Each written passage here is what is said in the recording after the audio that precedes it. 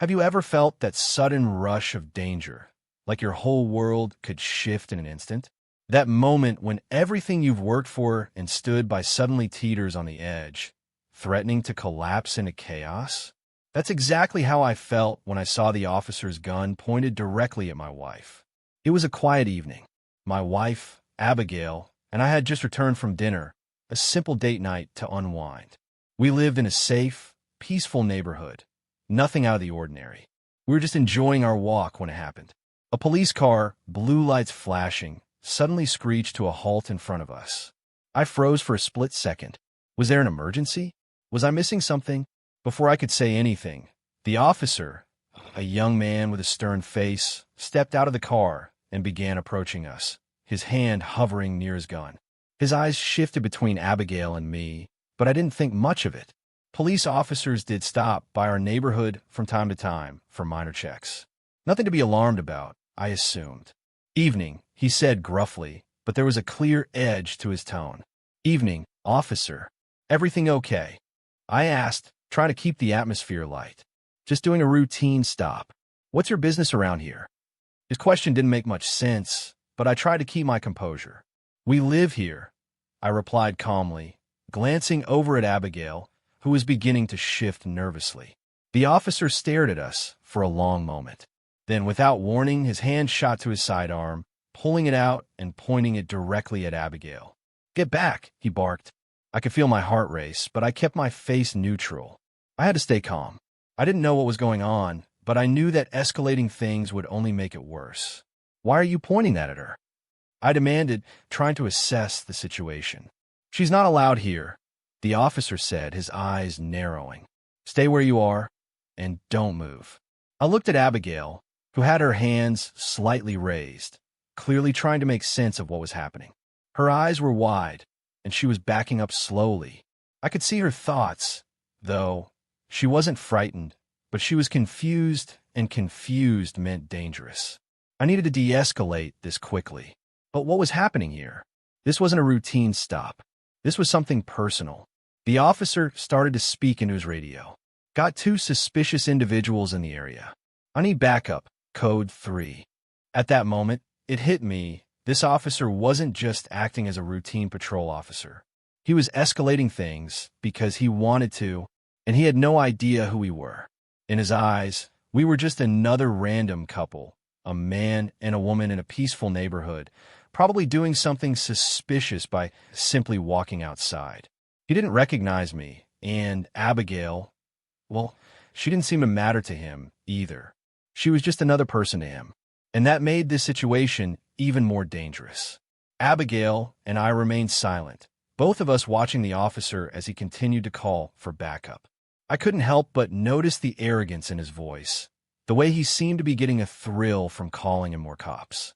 It wasn't just a power move, it was personal, but I knew if I reacted rashly, I'd escalate things further. So I did the only thing I could do. I stayed calm. Not for me, but for Abigail. She didn't deserve this. The officer's hand shook slightly as he called for more units, still focused on us, unaware of the calm fury simmering just below the surface. His belief that he had control over the situation was the one thing I was sure about. The flashing lights in the distance grew brighter, and I realized that within moments, there would be more police on the way. More confusion, more chaos, and my wife, who had done nothing wrong, was about to be caught in the crossfire. But I knew something that the officer didn't. This was about to turn into a fight for power, and it wasn't going to be him who won. The officer's radio crackled again, more urgent this time. His hand tightened on his gun as he spoke into it, and my gut tightened. This wasn't going the way I expected. The flashing lights grew brighter as more cars approached, and I could feel the weight of the situation pressing down on us. I glanced at Abigail, who was standing beside me, still trying to make sense of what was happening. She was visibly upset, but her eyes were steady. She wasn't panicking. I had to keep it together for her. I had to keep everything under control. "You've got no right to be here," the officer spat, his hand still gripping the weapon, pointing it in our direction. "You're trespassing." "Trespassing?" I asked, my voice as calm as I could make it, though I could feel the anger simmering just below the surface. "What exactly are we trespassing on?" His eyes flickered to mine, narrowing, and then he turned his attention to Abigail. "I've been watching you two for a while. Something didn't seem right." I felt a chill run down my spine. "Watching us? For how long?" This wasn't just some random stop. "Excuse me," I said, stepping forward slightly. "What exactly do you mean by you've been watching us? And why would you stop us like this?" The officer's hand tightened further on his radio, and he spoke more firmly now, his eyes darting between me and Abigail. "You've been in and out of this neighborhood for the past few weeks. I've seen you. I'm sure of what I'm doing. I know why you're here." I swallowed hard, trying to stay composed. "What exactly are you implying, officer? We haven't done anything wrong."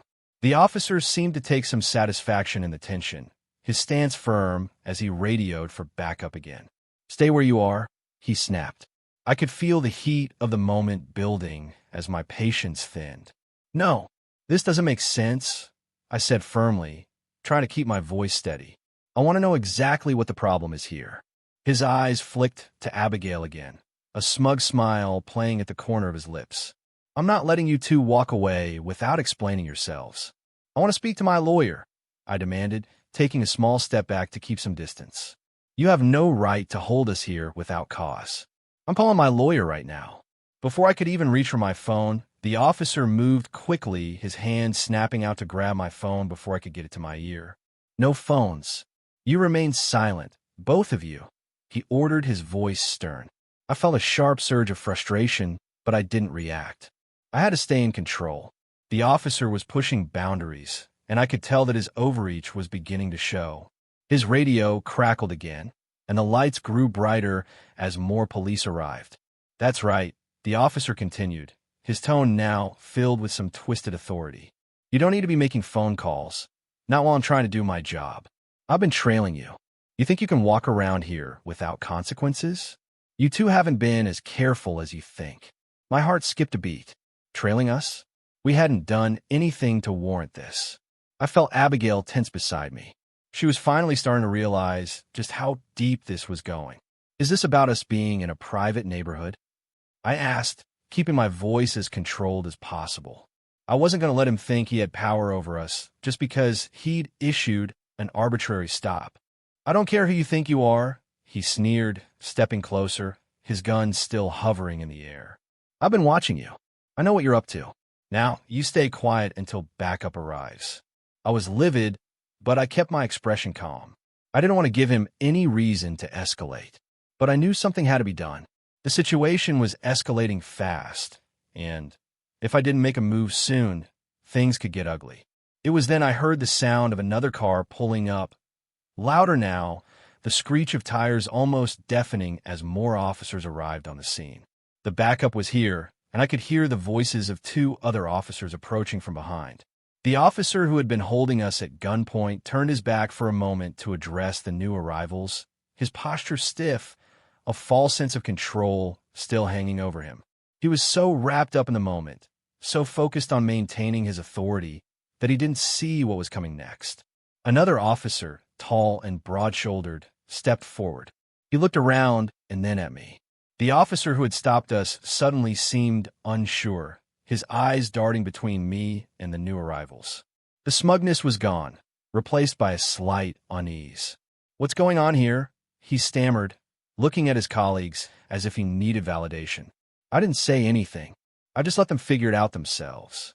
They'd soon understand they'd messed with the wrong person. The tension in the air was thick, and as the backup officers arrived, the chaos began to settle, replaced by an eerie calm. The senior officer took command, walking up to us with a stern but professional air. His eyes quickly scanned the scene. Abigail still standing tall beside me remaining calm as I'd been since the moment we were stopped. The younger officer, who was clearly shaken, was nervously glancing around, unsure of what to do next. He still hadn't fully grasped the gravity of his actions. The senior officer wasted no time. "What happened here?" he demanded, his voice steady and authoritative. "Explain yourselves." The younger officer hesitated, his hands still gripping the radio tightly. I thought they were up to something," he stammered. "They looked suspicious, and I acted on instinct. They weren't cooperating, and I let him finish, knowing full well that he had no valid justification for his actions. He was desperately trying to cover up his mistake, but his words were losing any semblance of reason. The senior officer turned his attention to us. "And you?" he asked, now looking at me and Abigail. "What's your side of the story?" I stepped forward, my voice steady and calm. "We were simply on our way home, minding our own business. This officer here," I gestured to the young cop, "decided to pull a gun on us without any clear reason. We complied with his orders, but he still escalated the situation." Abigail nodded beside me, her posture unflinching, still clearly rattled by the events, but not showing fear. There was no need for any of this. We were just trying to figure out what was going on, and he wouldn't tell us why he stopped us. The senior officer nodded thoughtfully. He then turned back to the younger officer. "You heard them. You've heard their side of the story. Now, explain to me why you pulled your weapon on these two." The younger officer swallowed hard, clearly struggling. He opened his mouth to speak, but faltered. I thought they were trying to get away, and... Did they give you any reason to believe they were trying to flee?" The senior officer cut in, his tone even but firm. "No," the younger officer muttered. "But they weren't complying, and I panicked." The senior officer stood there for a moment, his expression hardening as he processed the officer's words. It was clear that the younger cop was digging himself deeper into a hole. "You panicked?" the senior officer asked, raising an eyebrow. "You don't get to panic in this line of work. You're supposed to make calculated decisions, not point your weapon at someone because you're nervous." The junior officer's shoulders slumped. He looked defeated, the realization dawning on him that he couldn't justify his actions. His face turned pale, and his hands shook as he realized just how badly he had messed up. The tension was palpable in the air as the senior officer processed the situation. He had listened to the younger officer's shaky explanation, then turned his gaze to us. His expression had shifted from confusion to disbelief as the weight of his mistake settled in. After a long moment of silence, the senior officer sighed deeply. "I'm sorry for this, sir. I truly am.